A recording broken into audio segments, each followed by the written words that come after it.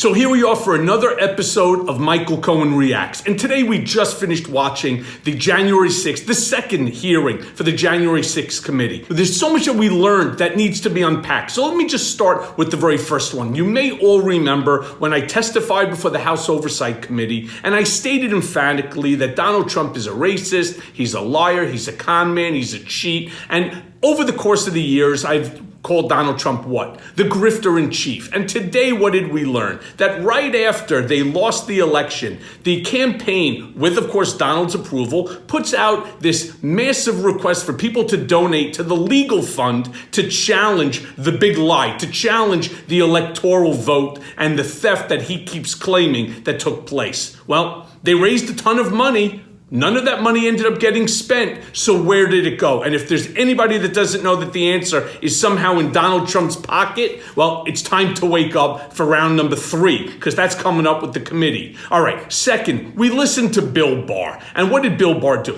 Bill Barr today proved that he is nothing more than Donald Trump 2.0. All of a sudden, Bill Barr wants to be, reintroduced, and he wants to be accepted by polite society. So he's now going to say things like, he told Donald Trump that the voter fraud was bullshit. Really? It's funny that he's coming out with that now, or of course in his book, instead of coming forward right when it all happened. He didn't do it. Oh, he resigned. And so he resigned after he already knew that Trump lost and he didn't want to be a part of any more of this nonsense. He did not do it for the legitimate reasons he's trying to portray on television. That's 100% for sure. Then he also claims that the Attorney General's office, that he was not Trump's personal attorney, that he could not do the things that Trump was asking. And I'm going to now call bullshit on Bill Barr. That's exactly the role that he played. That's exactly the role that the Department of Justice played. How many times do we have to see Bill Barr coming through? Look at the Mueller report, how he put out a 3-page document basically denouncing it.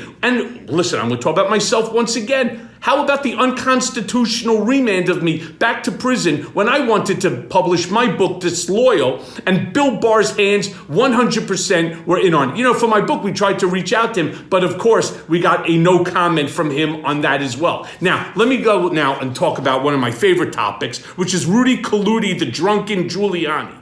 What did we learn today? Exactly what I said, that the most dangerous place ever to be is in between Rudy and a free bottle of wine or scotch. We'll also hear testimony that President Trump rejected the advice of his campaign experts on election night and instead followed the course recommended by an apparently inebriated Rudy Giuliani. Was there anyone in that conversation who, in your observation, had too much to drink? Or Giuliani? Rudy shit-faced, which is what we all knew that he was most of the time, that shit-faced on election night, he's telling Donald about this fraud. Now, the greatest thing about it, and something that I said, and you can all Google this, when just type in like Michael Cohen, Rudy Giuliani under the bus, and you will see how many times I have stated that Donald Trump is going to throw Rudy Giuliani under the bus, and he won't think twice about it. Actually, he'll think even less about doing it than he did to me, because another thing that I constantly talk about, Donald never liked Rudy. Ever. How many times you would talk shit about him in the office? That's why I was so emphatic when I said that Donald will throw Rudy under the bus without a question. And that's exactly where it looks like Rudy's going to be going. So everybody, stay tuned.